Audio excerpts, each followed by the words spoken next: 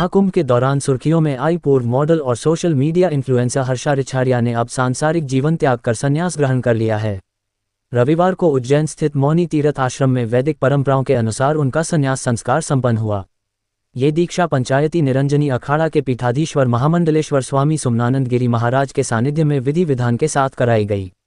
संन्यास ग्रहण के पश्चात उनका नया नाम स्वामी हर्षानंद गिरी रखा गया, जिससे वे अब आध्यात्मिक जगत में जानी जाएंगी। संन्यास की प्रक्रिया के दौरान हर्षा रिछारिया ने सनातन परंपराओं का पूर्ण पालन करते हुए शिखा त्याग और दंड त्याग जैसे अनुष्ठान किए।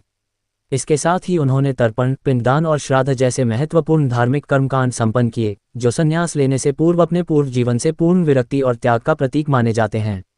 इन विधियों के माध्यम से उन्होंने अपने सांसारिक संबंधों, पहचान और भौतिक जीवन से पुनर्तः दूरी बनाकर आध्यात्मिक जीवन की ओर अग्रसर होने का संकल्प लिया।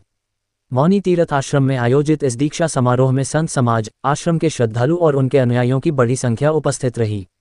पूरे वातावरण में आध्यात्मिकता और भक्ति का माहौल देखने को मिला।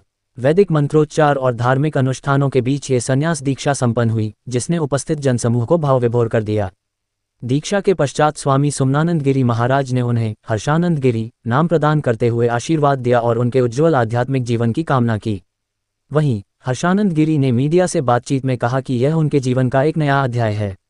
उन्होंने बताया कि गुरुदेव के मार्गदर्शन और प्रेरणा से ही उन्होंने ये निर्णय लिया है और अब वे अपना संपूर्ण जीवन सनातन धर्म, साधना और समाज सेवा के लिए समर्पित करेंगी।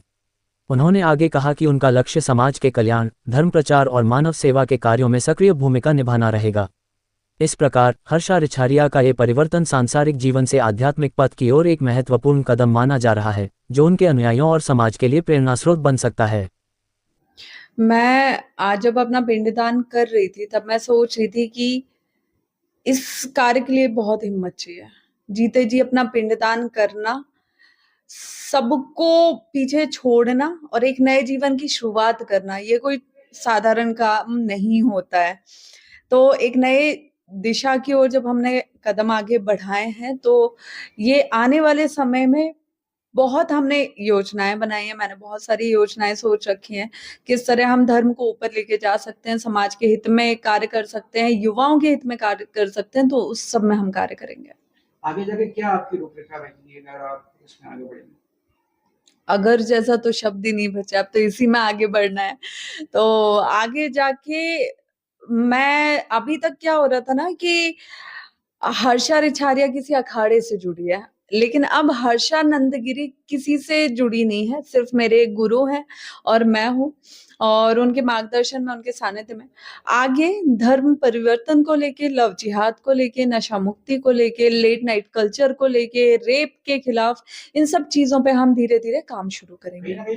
देखिए, कुछ विरोधी जो है ना, वो हर जगह होते हैं।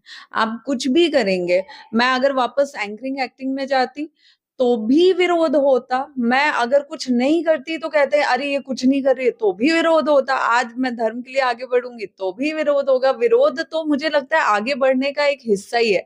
अगर विरोध हो रहा है तो समझिए कि आप कुछ तो ऐसा कर रहे हैं जो लोगों को चुभ रहा है। तो लेकिन उससे ये नहीं हो सकता ना कि हम काम करना बंद कर रहे हैं। हमें तो कुछ ना कुछ करना पड़ेगा और अगर मुझे पता है, आपको पता है, समाज को पता है, मेरे गुरुजी को पता है सबसे मेन कि मैं कुछ गलत नहीं कर रही हूँ, तो फिर उसको करिए और निरंतर करिए, तब तक करिए जब तक उस कार्य में सफलता नहीं हो जाती। और सफलता का मतलब ये नहीं होता है कि आपका नाम हो जाए, सफलता का मतलब होता है कि आप दूसरों का जीवन बदलने के लिए सफल ना हो जाएँ।